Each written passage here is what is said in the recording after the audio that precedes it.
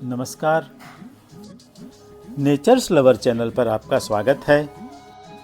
आज हम आपको संत कबीर महापरिनिर्वाण स्थल मगहर लेकर चलते हैं।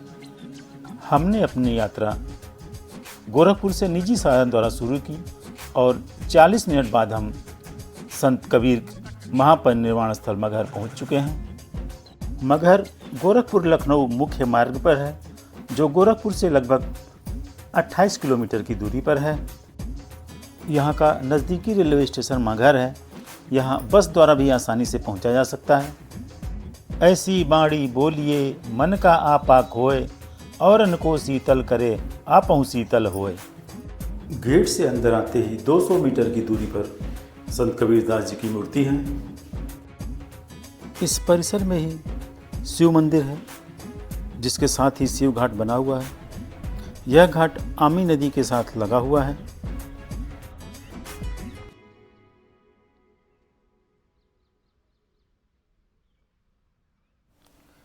इस आमी नदी के आसपास पनकौवा, जिसे जल कौवा भी कहते हैं, काफ़ी दिखाई दे रहे हैं, जो नदी में काफ़ी नीचे तक डुबकी लगा के मछली पकड़ रहे हैं।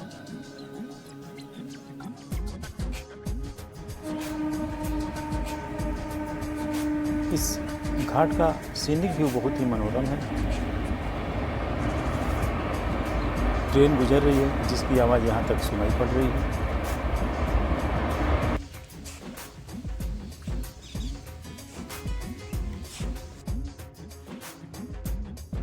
शिव घाट के बगल में ही जगन्नाथ घाट है। इस समय हम जगन्नाथ घाट पे आ चुके हैं। शिव घाट के साथ ही पार्वती जी का भी मंदिर है, जो शिव मंदिर के बगल में है। यह मेला ग्राउंड है। यहाँ पर मकर संक्रांति के अवसर पर भव्य मेले का आयोजन होता है। अब हम श्री 1108 स्वामी चिमयानंद जी महाराज शास्त्री जी की समाधि मंदिर की तरफ बढ़ रहे हैं।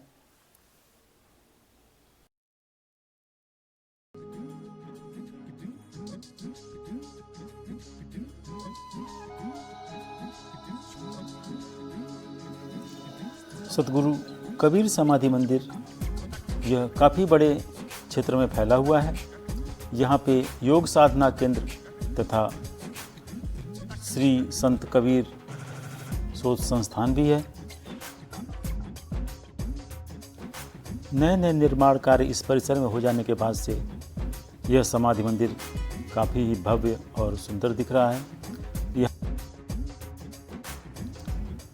अब हम सतगुरु कबीर समाधि मंदिर की तरफ बढ़ रहे हैं।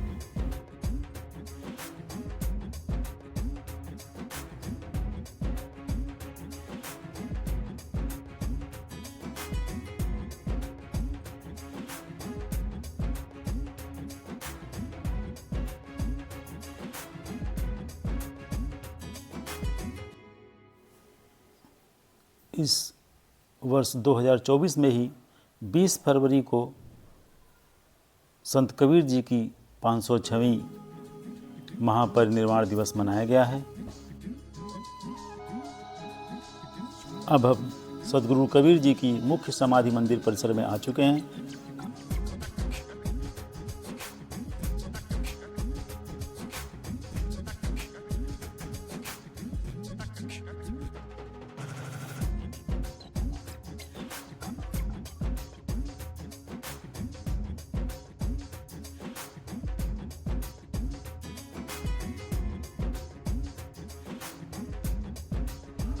आपका शुभ नाम? शांतिदास पुजारी। समाधि स्थल के बारे में कुछ बताएं हमें।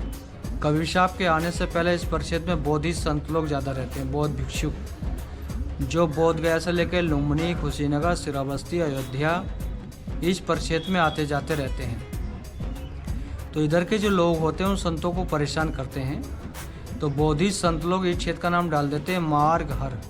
मार्ग माने रास्ता, हर माने समान। सिलसिला चलता रहता है। उस समय बौद्ध धर्म देश दुनिया में बहुत प्रचार प्रसार करता है। सभी जाति के लोग, सभी धर्मों के लोग बौद्धिस्ट होने लगते हैं, क्योंकि बौद्ध धर्म में भी कर्मकांड या जातिवाद या ऊंच नीच की भावना नहीं माना जाता है। तो कबीर साहब के समकाल से पहले तो और संत भी आते हैं, जो पानी मांगते हैं, पानी की जगह उनके बर्तन में मिट्टी या धूल भर कर दे देते हैं। तो उन संतों के मुख से शब्द निकल जाता कि आज से क्षेत्र में सूखा पड़ेगा, धूल उड़ेगा। तो धीरे धीरे वर्षा कम होने लगती है, काफ़ी उपचार भी किए जाते हैं। फिर यहाँ का जो राजा होता है जनता दरबार लगाता है, और जनता दरबार में सभी परंपराओं के साधु संत लोग आते हैं। तो साधु संत लोग कहते भी हम लोगों पर इतनी शक्ति नहीं जो हम वर्षा करा सकें, लेकिन काशी में कबीर साहब रहते हैं, अगर उनके पास जाएंगे कुछ ना कुछ समस्या का निदान हो जाएगा। फिर यहाँ का जो राजा होता है काशी जाते हैं और यहाँ की पूरी व्यवस्था बताते हैं। तो कबीर साहब कहते भी हमारे चलने पर या रहने में वर्षा हो सकता है, तो हम अवश्य चलते हैं। तो जैसे ही कबीर साहब काशी से मगहर के लिए चलते हैं, उस समय के काशी के लोग वही बात कबीर साहब के सामने रखते हैं कि आपका वृद्ध शरीर और आप ऐसी जगह जा रहे हो मरने के बाद नरक जाते हैं, वो ऐसी मातृभूमि को छोड़कर लोग मरने के बाद स्वर्ग जाते हैं या मोक्ष पाते हैं। तो कबीर साहब सोचते हैं कोई अनपढ़ व्यक्ति का कोई बच्चा कहे तो ठीक है, जो लोग वेद शास्त्र गीता जानते हैं वो भी इतने बड़े अंधविश्वास में तो हम समाज का जाएगा। तो कबीर साहब निर्णय लेते हैं कि मैं अपना शरीर काशी में त्याग कर मगहर में ही त्यागूंगा। तो वहाँ पर उन लोगों को समझाने के लिए एक वाणी बोलते हैं कबीर साहब, क्या काशी क्या ऊसर मगहर, जो हृदय राम बसो हो मोरा, जो काशी तजे कबीरा फिर राम ही कौन नहीं हो रहा। कबीर साहब कहते भी जिसने हृदय से राम को जाना, परमात्मा को जाना, कहीं मरेगा मोक्ष पाएगा। खाली काशी में ही मरने से मोक्ष मिलता है, फिर तो किसी अल्लाह या भगवान का कोई काम ही नहीं रहा। तो कबीर साहब उस पाखंड को ख़त्म करने के लिए, भक्ति की शक्ति को दिखाने के लिए काशी छोड़कर मगहर आ जाते हैं। तो कबीर साहब का नाम सुनकर गौरवपीठ के गोरखनाथ संत भी आते हैं। तो गोरखनाथ जी के मन में आता है काशी से कबीर साहब को बुला के लेकर आएँ, ये लोग हमारे पास नहीं है, पानी तो हम भी दे सकते थे। तो कबीर साहब उनकी भावना को समझ जाते हैं। जैसे जनता कबीर साहब के पास आती गोरखनाथ जी के पास भेज देते हैं। तो गोरखनाथ जी अपनी ज्ञान शक्ति से पैर लगाते हैं, कुछ पानी का शोध क्रिया चलता है। तो जनता कहती है इतने पानी से पूरे समाज की व्यवस्था नहीं हो सकती। तो गोरखनाथ जी कहते भी जितने मेरे अंदर शक्ति थी लगा दी, इससे ज़्यादा मैं कुछ नहीं कर सकता। फिर जनता फिर कबीर साहब के पास ही आती है। तो कबीर साहब अपने ध्यान में जाते हैं, अपने ध्यान शक्ति के आधार से वर्षा कराते हैं। इतनी वर्षा होता है जो नदी नाले सूखे रहते हैं या अमी नदी सूखा रहता है, उसमें पानी रीति चलने लगता है। उस समय के बाद इस क्षेत्र में वर्षा प्रारंभ हो जाता है। फिर 5 संतों का मिलन होता है, कबीर साहब, नानक साहब, गोरखनाथ, केशवदास, संत रविदास। फिर कबीर साहब यहाँ पर अपना झोपड़ी बना के रहने लगते हैं। संत जन भक्त जन उनसे मिलने के लिए, सत्संग करने के लिए आते जाते रहते हैं। जब ज़्यादा भीड़ होने लगती है तो पीछे कबीर गुफा है, जहाँ कबीर साहब बैठ कर आत्मचिंतन करते हैं या ध्यान करते हैं। जब उनका जाने का समय होता तो पूर्ण तिथि बता देते हैं। जो भी ज्ञानी संत होते हैं या ज्ञानी भक्त होते हैं, उनको अपनी ज्ञान शक्ति से पता चल जाता किस दिन मेरा शरीर छूटेगा। तो कबीर साहब भी अपनी पूर्ण तिथि बता देते हैं। तो उस तिथि में बनारस के राजा वीर सिंह बघेल भी आते हैं, बिजली का पठान भी आते हैं और अन्य संतजन भक्तजन भी उपस्थित होते हैं। तो कबीर साहब कहते हैं हमारा जाने का समय है, हम झोपड़ी में जा रहे हैं। जब तक आप लोगों को लगे कि हम जीवित हैं, जब तक झोपड़ी नहीं खोल के देखना, जब आपको लगा कि हम चले गए तो झोपड़ी खोल कर देख लेना। ऐसे ही होता, कबीर साहब अंदर चले जाते, झोपड़ी बाहर से बंद करा देते हैं। जब तक लोगों को महसूस होता कबीर साहब जीवित हैं, कोई विचार नहीं किया जाता। जब लोगों को लगता कबीर साहब चले गए तो खोलने का विचार किया जाता है। तो खोलने से पहले ही दोनों धर्मों में उनकी डेड बॉडी को लेकर विवाद खड़ा हो जाता है। हिंदू राजा कहते हैं हमारे गुरु थे, हम इनको समाधि देकर मंदिर बनाएंगे। मुस्लिम राजा कहते नहीं, हमारे गुरु थे, हम इनको दफना के मजार बनाएंगे।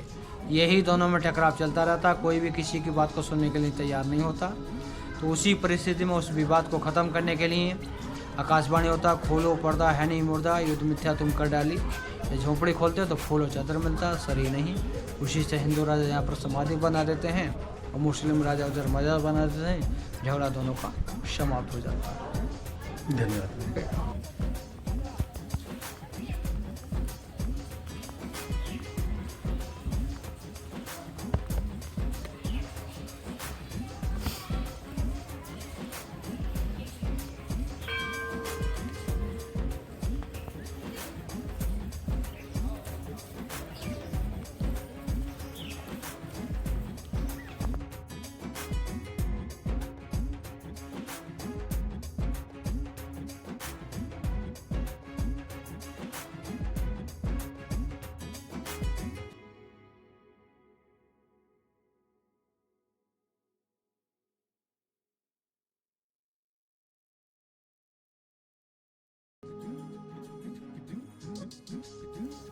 समाधि मंदिर के बाद हम अब सदगुरु कबीर जी की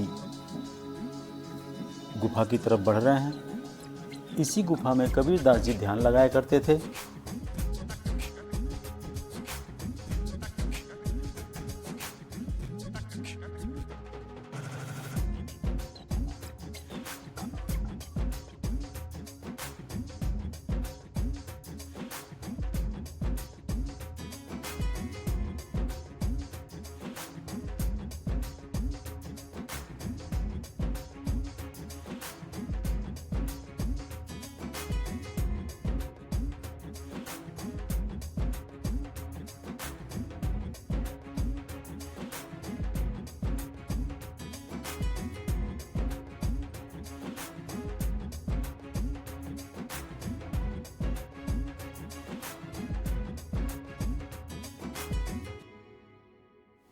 गुफा के अंदर कबीर दास जी की एक मूर्ति है।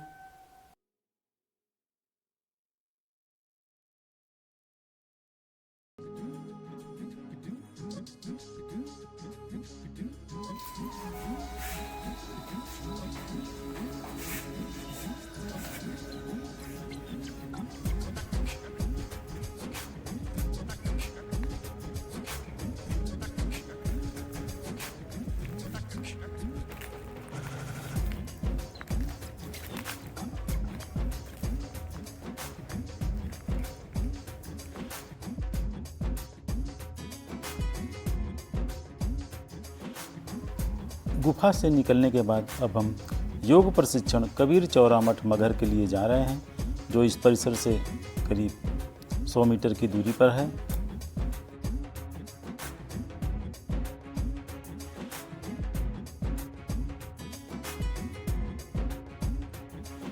इस समाधि मंदिर के पूरे परिसर में जगह जगह पार्क एवं सैलानियों के बैठने हेतु सुविधाएं बना दी गई हैं।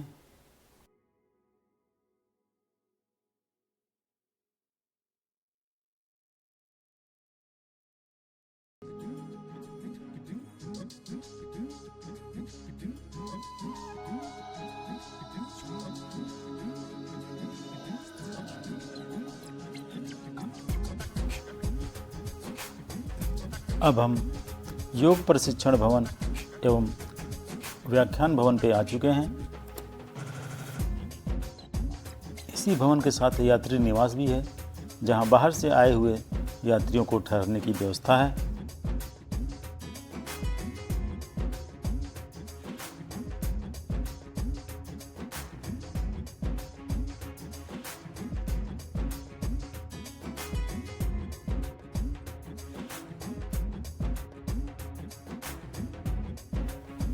अब हम ताना बाना प्रदर्शनी कक्ष में जा रहे हैं।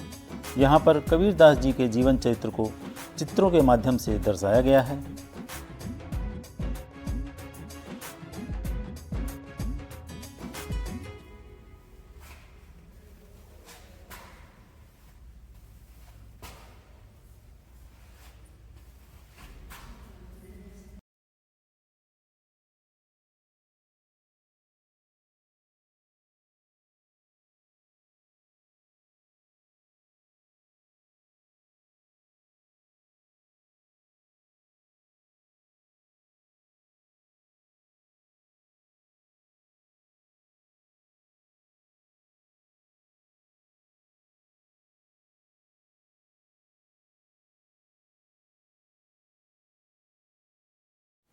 इस ताना बाना प्रदर्शनी कक्ष के साथ ही योग प्रशिक्षण केंद्र भी है, जहाँ पे योग सिखाया जाता है।